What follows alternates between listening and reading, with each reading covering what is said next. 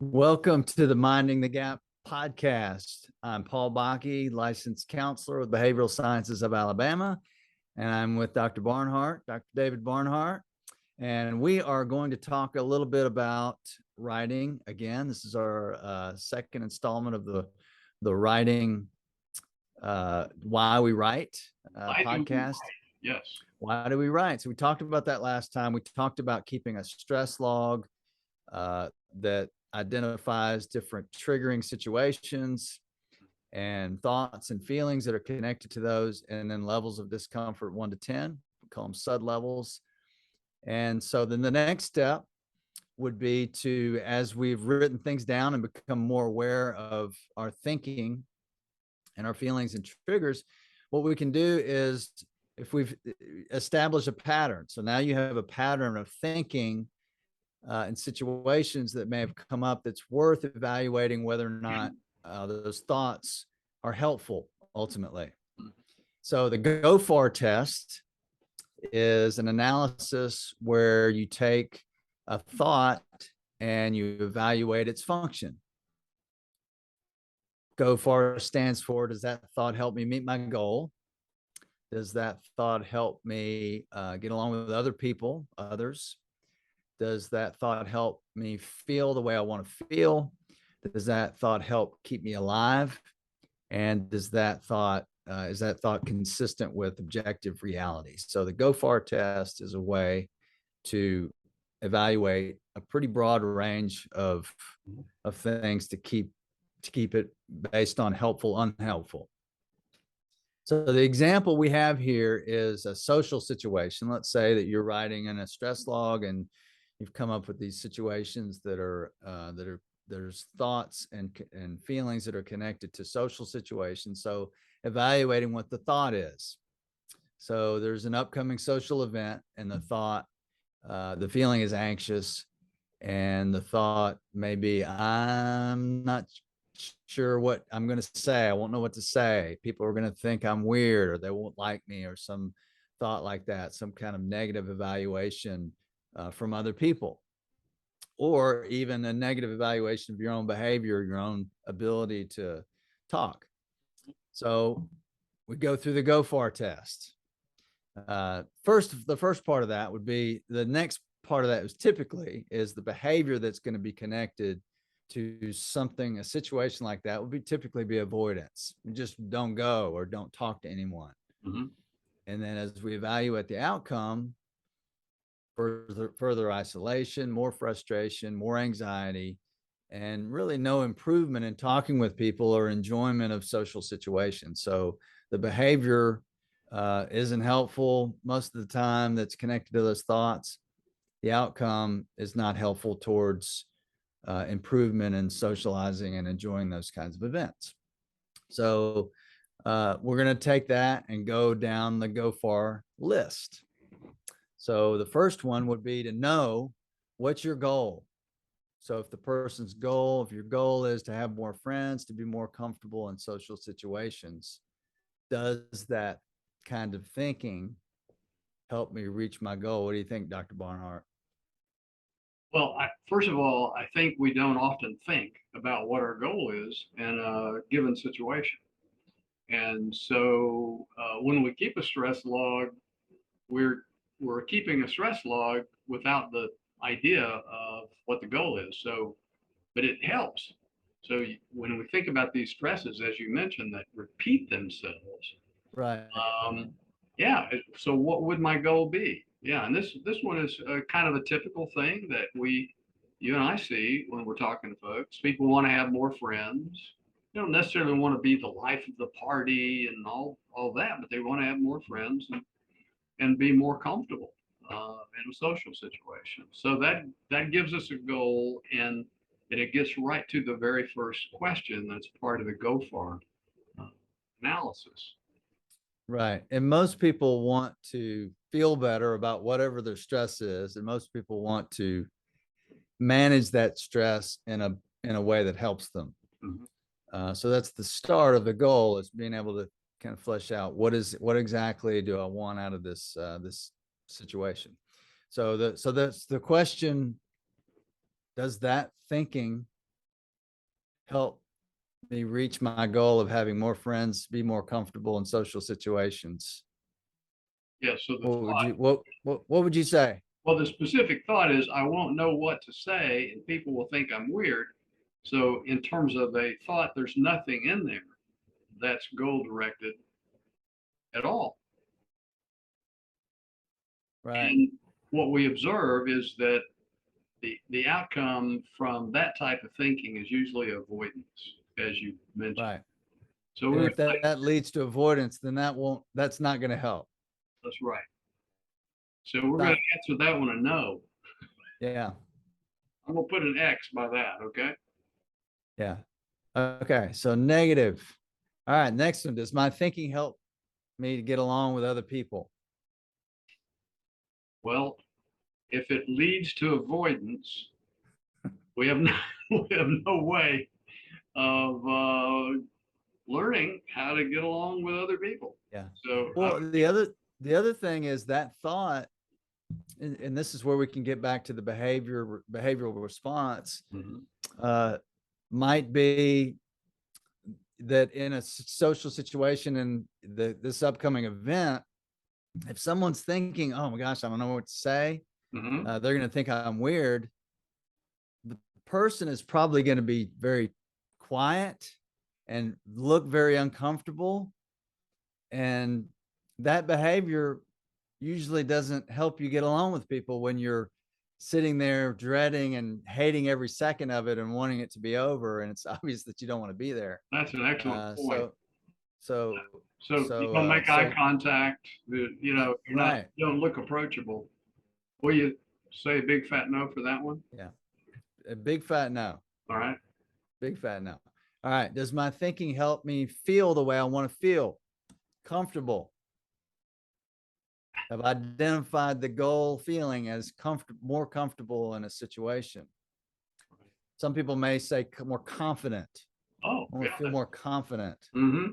when we use quite a bit. So what do you think about the answer on that one? Yeah. Well, since the stress log said anxious, I would say unless we had the desire to be anxious, the answer would have to be no. Yeah, so we're over 3 on this thought. It's just we're about ready to throw it in the garbage. Well, we picked a slam dunk on this one, didn't we? Yeah. Yeah. Okay, so the next one is my thinking help me keep me alive. Yeah. Well, unless we have suicidal thinking, um, then that's probably a neutral. Yeah. Or I'm thinking about, rappelling off the bridge over here with no carabiner. Oh, that's Right? problematic. Yes. Right. That's not going to help keep you alive. That's true. So neutral. Okay, so that was neutral. Most all these things with social things are mostly going to be neutral. A lot of them. Last one is my thinking in line with objective reality. What do you think about that one? Ah, this is one of my favorite things because when we get to this one, people always say, "What do you mean by objective reality?" Which is a good question.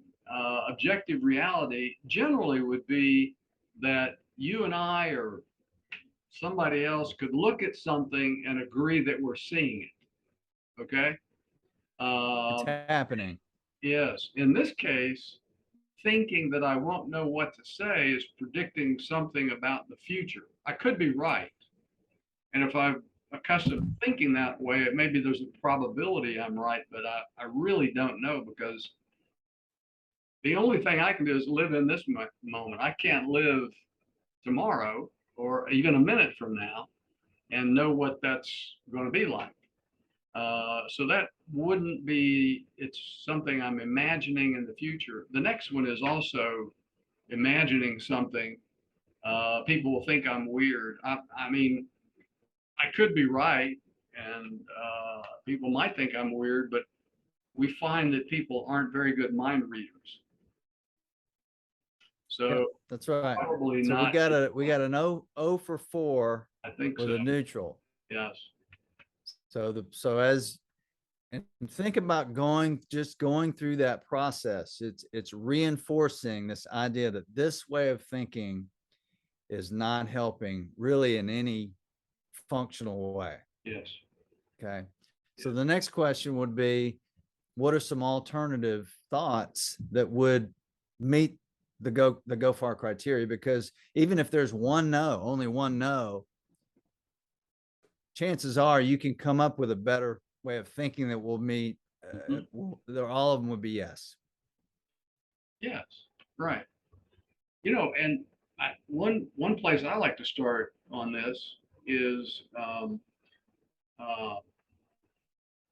with reality. Can we get in touch with reality and come up with some better ways of thinking about that? For example, do I have any experiences? Have I been able to make friends and keep friends? Mhm. And if it's true, I could think um, I have made friends, which would be objective reality, Mhm. and kept some long-term relationships. Right. So that experience would solidify that thought that I have been able to do this before. Mhm. And so the thought of I'm not going to know what to say and people will think I'm weird. I have experience. If I have experience of being able to talk about things and people enjoying the interaction with me, then that's makes it a lot more real than even just, oh, I'm gonna do great. Yeah, I'm gonna know exactly what to say, and everybody's gonna like me because you don't know that either. no, But if you have successful experience yes. that it can help you believe that I can do this. Mhm. I've done it before, therefore let me see. Yes. You know, The maybe behavior, I'll think about how it worked before. What did I talk about before? yeah, yes. Very, very helpful. Okay, so another way of thinking about a lot of these things are, because there is uncertainty and because there is a lack of confidence. Um, I can practice is a big one. The thinking that I can practice talking and asking questions about another person in a social situation. I can practice this conversation and see if I can improve. that is an excellent point, because it's really what you're talking about is asking questions is more important than saying things. It's more important than knowing what to say is being able to ask and then do active listening. The main skill with social interactions is active listening. And if we can keep that in mind, then it keeps some of the pressure off of my performance. Mhm. So I can practice showing interest in somebody Right. else. Oh, what? Okay. So what brought you here today, or what'd you do this weekend? Or what are your plans? And then the Right. person gives you information. You say, oh, well, that's interesting. That's right. And you can ask more about that, or do open-ended types of communication. Right. You can ask and respond, and I can prepare for telling someone about myself. I can prepare for, you know, talking about where I'm from, what I do for a living, where I'm going to school, those kinds of things. I can prepare for the conversation by thinking about questions to ask and things to say about myself. Especially with a situation where you've got anxiety and it's uncomfortable and somebody doesn't feel confident in themselves. You would not take that situation going into an exam that you're not sure about the answers and the material and go, well, I just hope I do okay. right? You Right. study and you practice it. You think Yes. about the answers before you go to take the test. Why wouldn't we do that in a social situation? Why wouldn't we do that as parents in a parenting situation that's very stressful? We practice those kinds of things, and you're a lot more likely to do okay. So I can practice is a big helpful thought to replace. I'm not going to know what to say, and they're going to not like me already. Mhm. They may like me. They They may may think like, I'm oh, I'm all right. That may that, happen. that's a little better. Yeah, They it's it's they may like me. it's true that they might, right? Yeah. Because we don't know. Well, one thing is if you do active listening, they're going to feel like they had a good conversation with you anyhow because they're able to talk about Yeah. themselves. They know all the answers. Well, the other thing too is, because we're thinking about you're always typical, think about the outcome. It's bad. The outcome's going to be bad. I'm not going to know what to say. They're going to think I'm weird. Mhm. So what if it doesn't go well? Mhm. Is there a way to think about that in a helpful way? Yeah. If I'm ask questions and talk and I'm myself Uh-huh. and they don't like me,